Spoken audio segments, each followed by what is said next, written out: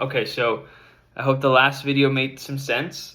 We're going to apply the same thing that we did with the letters, but now to a different string. So for example, if we're on if we revisit what we learned, right? A to the first fret, open to first fret, that's A to an A sharp. Okay.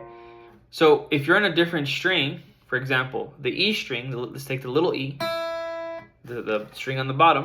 If you're on that string, right, the first fret's not going to be A sharp, right? Because open is E, right? So if you do your ABCs, what comes after E, right? A, B, C, D, E, F, right? Now hold on. Is there an E sharp?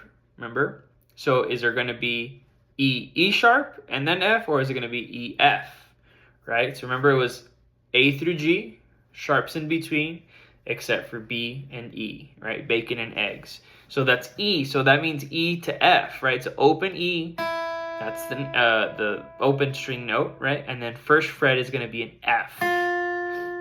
Following that is going to be an F sharp, G, so on and so forth. So if I go revisit this little list here, the sequence, basically any of your strings, you can use this, just start on that letter, right? So for example, if you're on the D string, right, that string is going to be open, D, right? So that means the first fret is D sharp, second fret, E, F, F sharp, so on and so forth. If you're on the G string, right, that's the G open, right? And then first fret, G sharp. What's the second fret? You have to go back to the A, that's second fret, A sharp, B.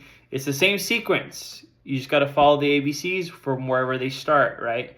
Let's do one more. The B string. If you're on the B string, first fret is C, not B sharp, but C, right? And that's basically it, right? It's really, really simple. What you can do to practice this, if you feel like you understand how this works pretty well, do a little quick test. Just pick any frets, right? I think you have one of these tuners, these chromatic tuners. If you're in tune, it'll be correct, right? So just make sure you're in tune first and foremost.